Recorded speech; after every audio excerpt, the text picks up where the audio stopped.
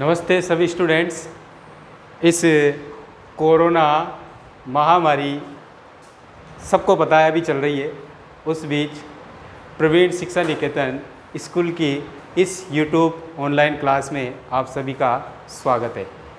जैसा कि आप सबको पता है, आजकल स्कूल्स बंद हैं और इस समय की मांग को देखते हुए ऐसा लग रहा है कि अभी हम ऑनलाइन पढ़ाई की ओर रुख कर रहे हैं। और इसी कड़ी में आपने कई वीडियोस देखे हैं अपने स्कूल के, कई वीडियो जैसे साइंस मैथ्स के वीडियो आपको प्रॉपर मिल रहे हैं। और जैसा आप सब जानते हैं, ये समय की मांग है, डिमांड है और इस चीज़ को हम सब जानते हैं। तो आप सब लोगों की पढ़ाई बाधित ना हो, आपका अध्ययन नियमित रूप से चलता रहे, तो इस चीज़ को मद्देनज़र रखते हुए हम ऑनलाइन क्लासेस स्टार्ट कर रहे हैं। और इसी बीच संस्कृत के वीडियो आप लोगों को प्रोवाइड कराई जा रही है। मैं नरोत्तम कुमार सुमन, संस्कृत अध्यापक। तो देखो, आज हम जो बात करने वाले हैं, सबसे पहली तो बात ये है, आप सब लोगों को ये पता होना चाहिए कि 6 से लेकर 9 तक का जो कोर्स है वो बदल चुका है। अब तक जिसने भी किताबें नहीं खरीदी है वो बुक्स खरीद लें और उसका नियमित अध्ययन करें। जब भी आपके पास ये वीडियो आएगा, वीडियो आने के बाद आप अपनी कॉपी किताब लेकर बैठें। जैसे अगर मैं कोई चैप्टर कराता हूँ तो आप उस चैप्टर को खोल के बैठें, उसमें देखें, एक एक शब्द ध्यान से सुने और ध्यान से वीडियो को देखें। बोर्ड पे मैं जो लिखा रहा हूँ उसको ध्यान दें। यदि मैं मान लो व्याकरण पढ़ाता हूँ आपको, तो व्याकरण में आप कॉपी पेन अपना एक रजिस्टर बना लो, उसको लेकर बैठो और साथ के साथ उसको नोट करते चलो। ये तो हो गई आपकी पढ़ने वाली बात। दूसरी बात मैं ये कह रहा था कि 6 से 9 का कोर्स जो है वो बदल चुका है और अब NCERT का कोर्स लागू हो चुका है, जो पहले चलता था। अब माध्यमिक शिक्षा बोर्ड वाला जो कोर्स है वो बदल चुका है। तो आपको पता होना चाहिए, ये चीज़ें आपके दिमाग में होनी चाहिए। बुक्स खरीद लो आप, किताबें जब तक आपके पास नहीं होगी आप प्रॉपर तरीके से पढ़ाई नहीं कर सकते। आज हम इस पहली क्लास में मैं जो आपको पढ़ाने जा रहा हूँ उसमें अपना टॉपिक रहेगा, एक कॉमन टॉपिक है सबके लिए, संस्कृत व्याकरण की अगर हम बात करते हैं, ठीक है, संस्कृत व्याकरण की यदि हम बात करते हैं तो उसमें कई सारे ऐसे टॉपिक हैं जो 6 से लेकर 10 तक कॉमन चलते हैं। जैसे आप सब जानते हो वर्ण विचार, ठीक है। वर्ण विचार आप 6 में पढ़ते हैं, 7th में पढ़ते हैं, 8th में पढ़ते हो, 9th में पढ़ते हो और 10th में भी पढ़ लेते हैं। क्यों ज़रूरी है? क्योंकि जब आपको टॉपिक पढ़ाया जाए संधि, उसमें आपको ये वर्ण विचार बहुत ज़्यादा फ़ायदेमंद रहेंगे। तो सिलेबस सभी बच्चों को पता होना चाहिए, सबको ये ध्यान हो कि हमारे सिलेबस में क्या क्या है। बुक्स आप खरीद लो, तब आपको पता लग जाएगा कि मेरे कौन कौन से टॉपिक हैं, कौन कौन से नहीं है। सिलेबस जब आपके दिमाग में रहता है तो बहुत सारी चीज़ें आपकी क्लियर हो जाती है। समझ में आई बात? दूसरी बात, अब हम व्याकरण में पढ़ते हैं तो ये आपके सभी कक्षाओं में यूज़फुल रहेगा, 6, 7, 8, 9 और 10 तक, ठीक है। तो सबसे पहले यदि हम बात करते हैं आज वर्ण विचार, ठीक है। वर्ण विचार आप सब समझते हो क्या होते हैं वर्ण? आप 6ठी क्लास से पढ़ते आ रहे हैं, सबको पता है? पता है सबको? बिल्कुल पता होगा। 6 में पढ़ा है हमने, 7th में पढ़ा है हमने, 8th में पढ़े हैं, सभी पढ़ते आ रहे हैं और पढ़ाते आ रहे हैं। लेकिन मैं आपको एक नए सिरे से बताता हूँ और समझाता हूँ। देखो, सभी को पता है व्याकरण में ये चीज़ें बहुत ज़रूरी होती है और ये वीडियो सभी के लिए यूज़फुल है। 6 का स्टूडेंट्स इसको देख रहा हो, 7th का देख रहा हो, 8th का देख रहा हो, 9th का देख रहा हो या 10th का देख रहा हो, बेसिक चीज़ें हैं, आपको आनी चाहिए। जब आप इसको सीखोगे, देखोगे, अपने आप सीख जाओगे। चलो तो हम स्टार्ट करते हैं स्टूडेंट्स। सभी ध्यान से बोर्ड की तरफ आप नज़रें जमाए रखिए और मेरे शब्दों को ध्यान से सुनते जाइए। क्लियर? चलो, ये हो गया आपका वर्ण विचार। ठीक है, वर्ण क्या होते हैं? वर्ण देखो, वर्ण जो होता है, आप लोग सबसे पहले देखो, इसको आपने पढ़ा है, इसकी आप क्या याद करो? सबसे पहले परिभाषा। ठीक है, कहा जाता है कि व्यक्ति के विचारों का आदान प्रदान भाषा के माध्यम से होता है। किसके माध्यम से होता है? भाषा के माध्यम से। तो भाषा जो होती है, भाषा में व्यक्ति अपने विचारों का आदान प्रदान करता है, लेकिन इसी भाषा की कहा जाता है भाषा की सबसे छोटी इकाई क्या होती है?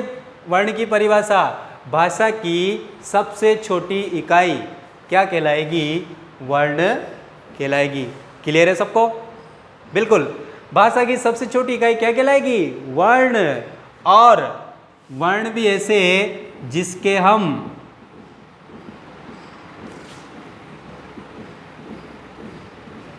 टुकड़े न कर सके। ठीक है, तो वर्ण किसको कहेंगे? बेसिकली भाषा की सबसे छोटी इकाई जिसके हम टुकड़े नहीं कर सकते। क्लियर है सबको? क्लियर है? बिल्कुल। तो आप देखो, भाषा की सबसे छोटी इकाई हो गई वर्ण। अब वर्ण में आप ये समझते हो कि सर कैसे पता लगाए कि ये वर्ण है? वर्ण देखो, वर्ण में जैसे अ है, ये भी एक वर्ण है, क है, ये भी एक वर्ण है, म है, ये सब क्या है? वर्ण है।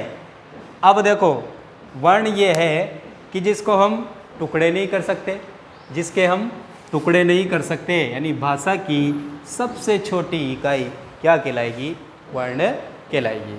ठीक है, अब मिटा देता हूँ मैं इसको, आप ध्यान से इसको देख लो और नोट कर लो। ओके, चलो, समझ में नहीं आता है आप वीडियो को दूसरी बार देखिए, बार बार देखिए, वीडियो स्टॉप करके आप ये डेफिनेशन उतार सकते हैं, ऐसी कोई बात नहीं है।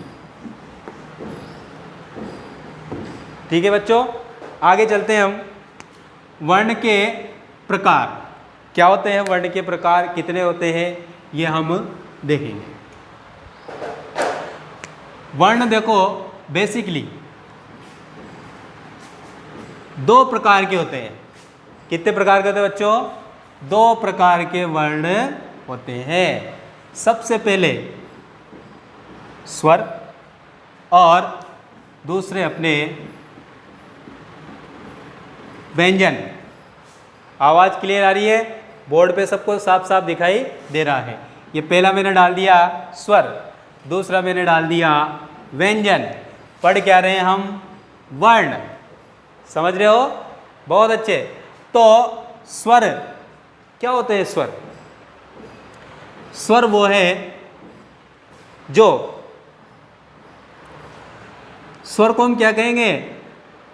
जो स्वतंत्र रूप से बोले जाते हैं, जिनका उच्चारण करने में किसी की सहायता नहीं ली जाती, वो सब क्या कहलाएंगे? स्वर। बात स्वर की हो गई।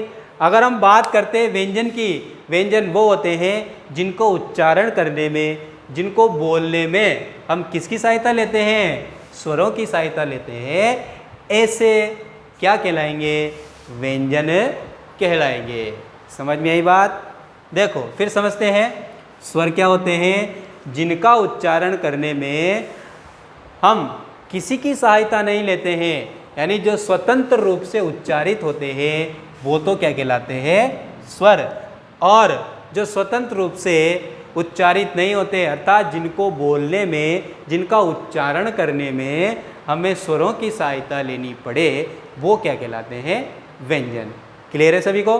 बहुत अच्छे। देखो अब स्वर जो होते हैं वो कितने प्रकार के हो गए? स्वर वापस संस्कृत में 3 प्रकार के होते हैं।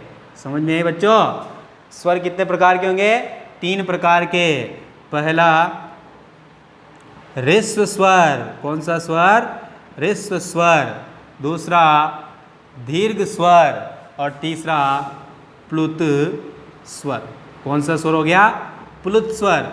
और इधर दीर्घ स्वर। समझ रहे हो बात? देखो पहला ह्रस्व स्वर, दीर्घ स्वर और तीसरे नंबर पे प्लुत स्वर। समझ रहे हो बात को? फिर देखो इधर ह्रस्व स्वर जो होते हैं, ह्रस्व स्वर सबसे पहला पार्ट इसका ये है ह्रस्व स्वर। कितने होते हैं ये? देखो ये संख्या में होते हैं कितने? 5। कितने होते हैं? 5। कौन कौन से होते हैं आइए देख लेते हैं। अ, ई, उ, री और एक होता है ली। क्या बोलेंगे इसको? ली। क्या बोलेंगे? ली। देखो ये ऋषि, छोटा अ, छोटी ई, छोटा उ, ऋषि और ली। ये कितने हो गए? 1 2 3 4 और 5। समझ में आ रही बात सबको? कितने हो गए? 5। अब देखो ये 5 हो गए। अभी हमें पता नहीं है कि स्वर टोटल कितने होते हैं। हम यहाँ एक एक करके देखेंगे, फिर बाद में पता करेंगे। दीर्घ स्वरों में क्या है? ह्रस्व स्वर क्या होते हैं?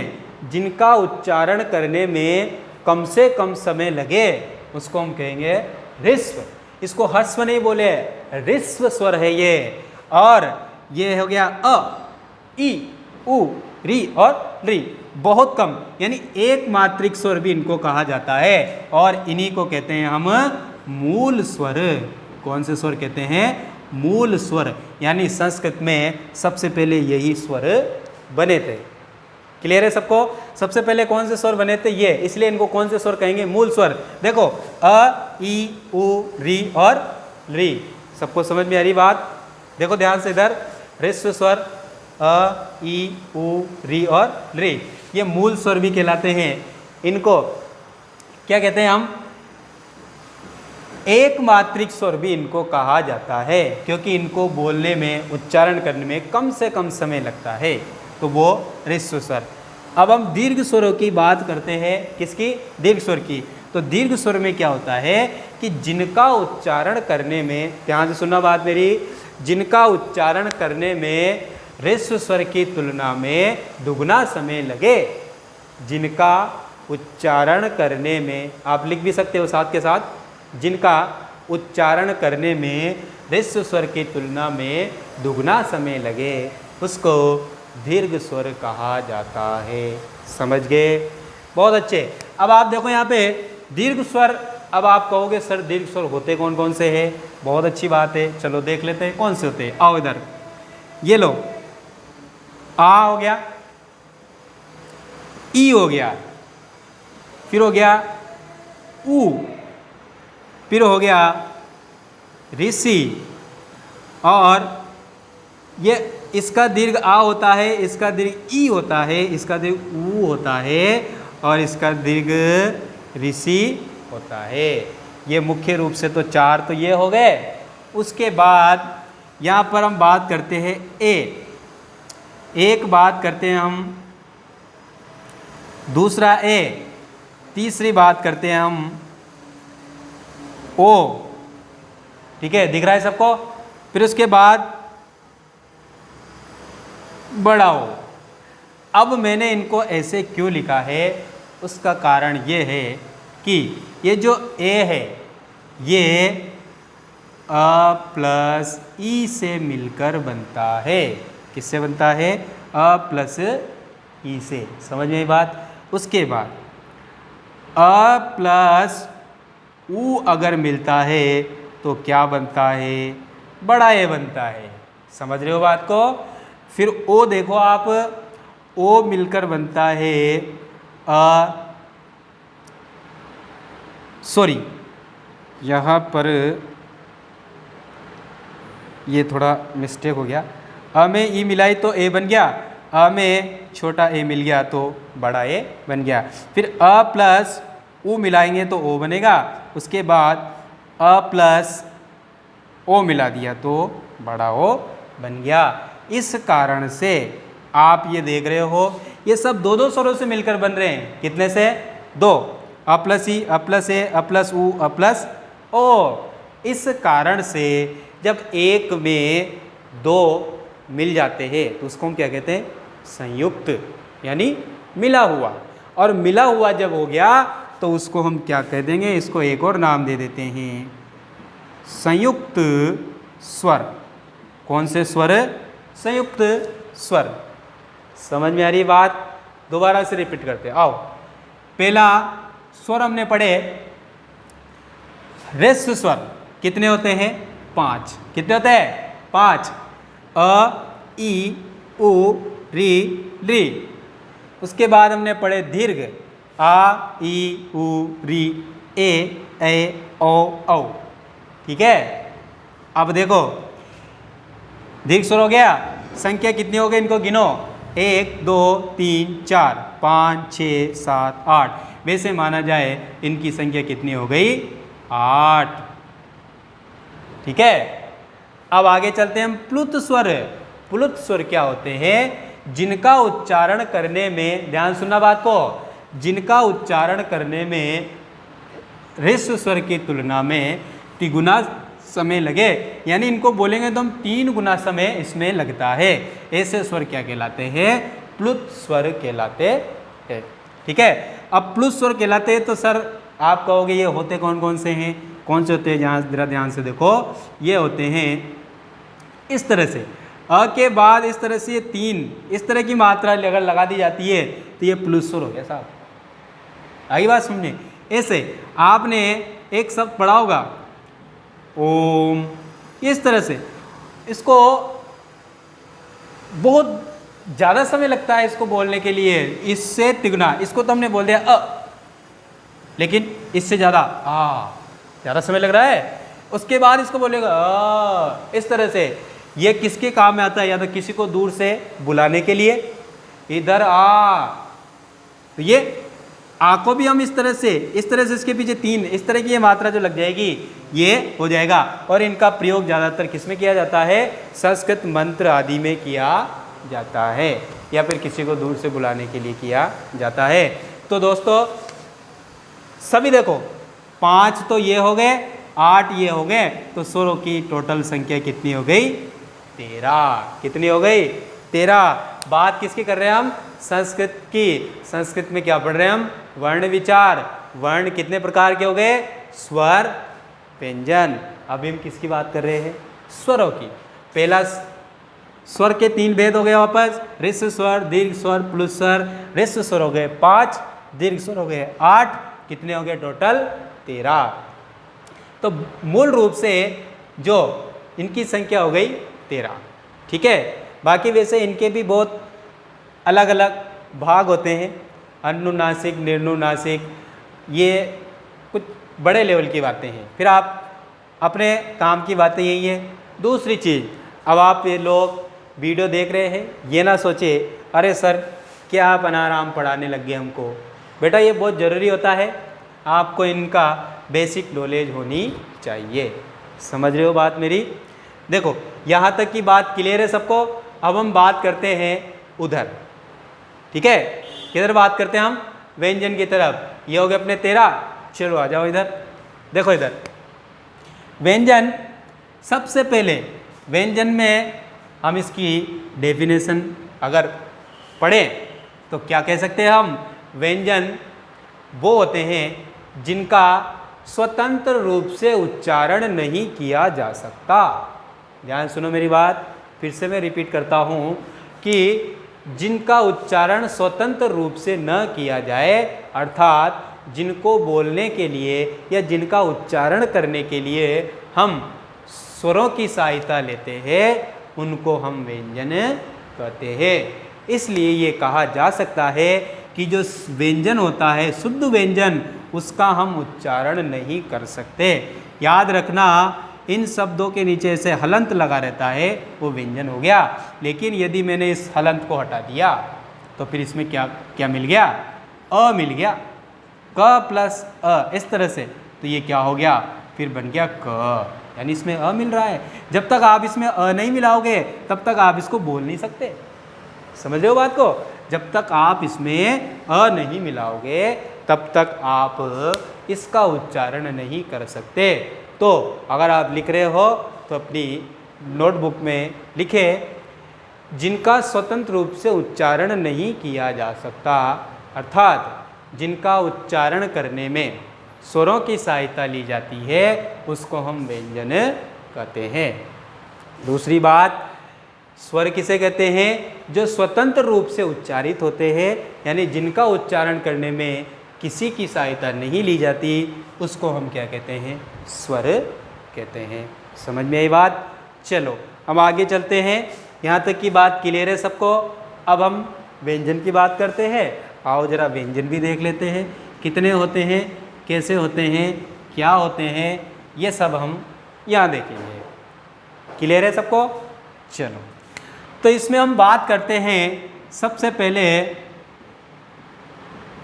स्पर्श व्यंजन। कौन से व्यंजन?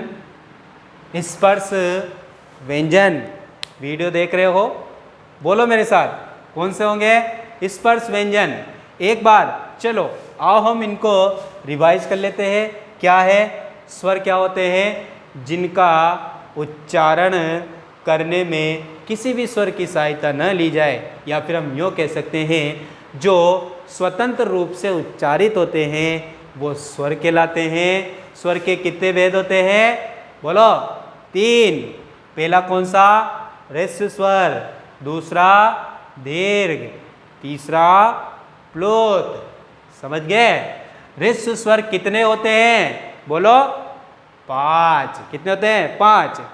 अ, ई, उ, री, ली। समझ गए? गुड।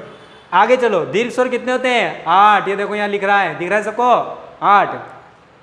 पहला बोलो आ, ई, उ, री। आगे बात समझ में? ये 4 भी दीर्घ में आएंगे, लेकिन इनको हम संयुक्त कहेंगे। क्यों कहेंगे?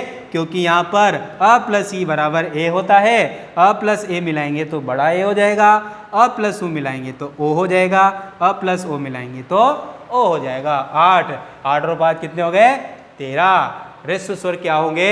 जिनका उच्चारण करने में, ध्यान से सुनना, आप परिभाषा है साथ के साथ लिख लेना, और ये जो मैं बना रहा हूँ वो कॉपी में नोट डाउन कर लेना। क्या होगा? जिनका उच्चारण करने में कम से कम समय लगे, वो ह्रस्व स्वर कहलाते हैं। दीर्घ स्वर क्या होते हैं? जिनका उच्चारण करने में ह्रस्व स्वर की तुलना में दुगना समय लगे, उसको हम दीर्घ स्वर कहते हैं। फिर आप देखो प्लुत स्वर। प्लुत स्वर क्या होते हैं? जिनका उच्चारण करने में ह्रस्व स्वर की तुलना में तिगुना समय लगे, उसको हम प्लुत स्वर कहते हैं। समझ में आएगी बात?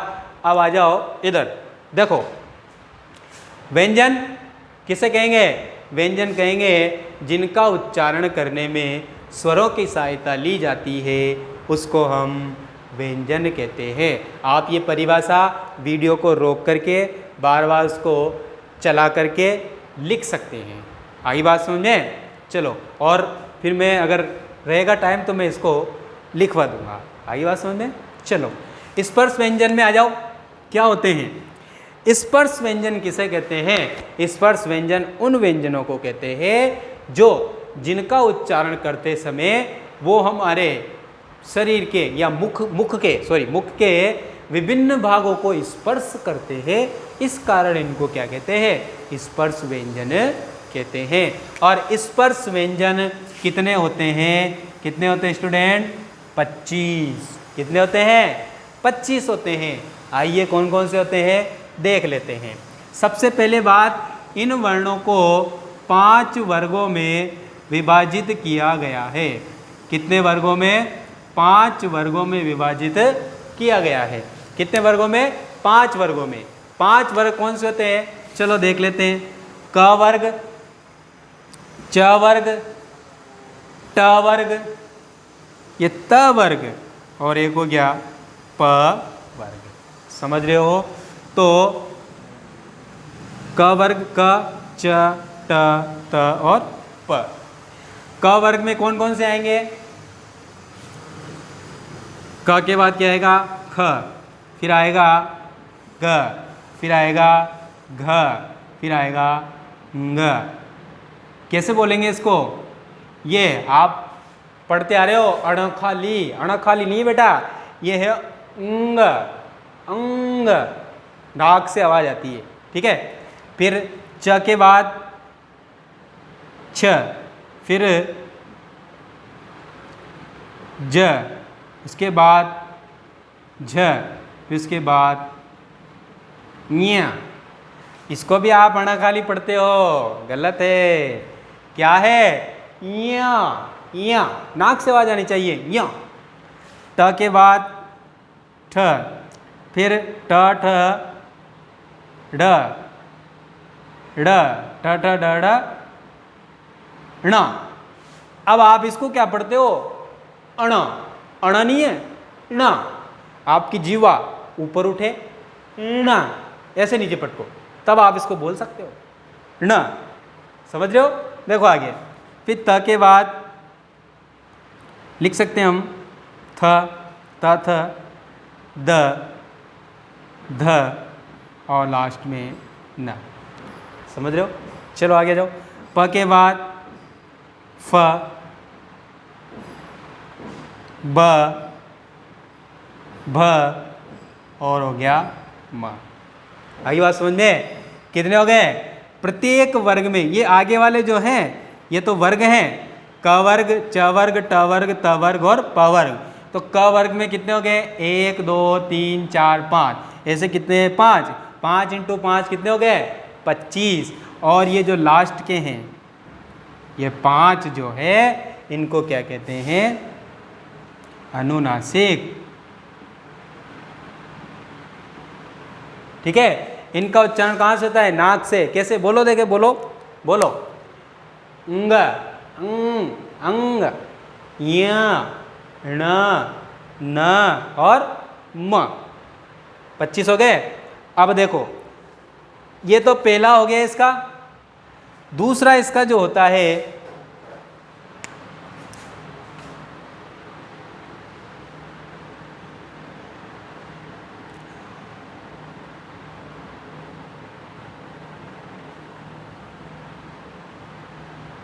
अंतस्थ व्यंजन। अंतस्थ बोलते हैं।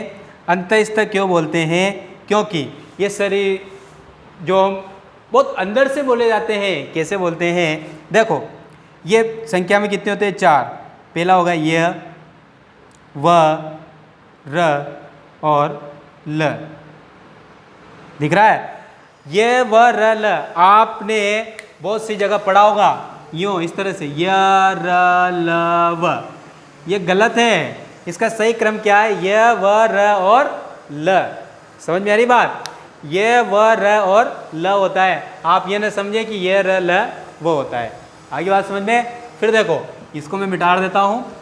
ये जो लिख रहा है, यही इसका क्रम सही है। आप ये ना सोचे कि वो य, र, ल, वो गलत है। सिर्फ ये सही है। आगे बात समझ में? तीसरा इसका जो भाग होगा, भेद होगा, वो हो गया ऊष्म व्यंजन। कौन सा? ऊष्म व्यंजन। ठीक है। ऊष्म व्यंजन जो है, उसमें कौन कौन से आएंगे? श, श, श और हाँ। समझ रहे हो? 4 ये हो गए, 4 ये हो गए और 4 ये हो गए। 4 4 8, 8 और 25 कितने हो गए? 33। तो इनकी संख्या कितनी होती है? 33। उसके बाद आपको, जैसे यहाँ हमने संयुक्त स्वर पढ़े, इधर संयुक्त व्यंजन होते हैं। कौन कौन से होते हैं वो आप इधर देखो। संयुक्त व्यंजनों में आपने देखा होगा क्ष से क्षत्रिय, क्षत्र, गे और ये श्रमिक वाला स्र। समझ रहे हो? अब देखो ये किससे बनता है, ये बनता है क प्लस श से, ये बनता है त प्लस र से, ये बनता है ज प्लस यहाँ से, और ये बनता है श प्लस र से। ठीक है, और इन चारों को हम क्या कहते हैं, इनको तो अनुनासिक कहते हैं, और ये चारों जो है ये कहलाते हैं संयुक्त व्यंजन। समझ में आएगी बात सबको? तो ये जो डायग्राम बन रहा है आप सब अपनी अपनी कॉपी में बना लेना। ठीक है, समझ में आएगी बात सबको? वर्ण हमने पढ़े आज, स्वर, व्यंजन, इसके 3 भेद, इसके 3 भेद, इधर संयुक्त व्यंजन हो गए, इधर संयुक्त स्वर हो गए। समझ में आएगी बात सबको आपको? ठीक है, तो ये आज अपनी पहली क्लास थी और इसमें हमने ये वर्णों का परिचय पढ़ा, वर्ण विचार पढ़ा। तो आज के लिए बहुत है। ठीक है, तो मिलते हैं नेक्स्ट क्लास में। ओके।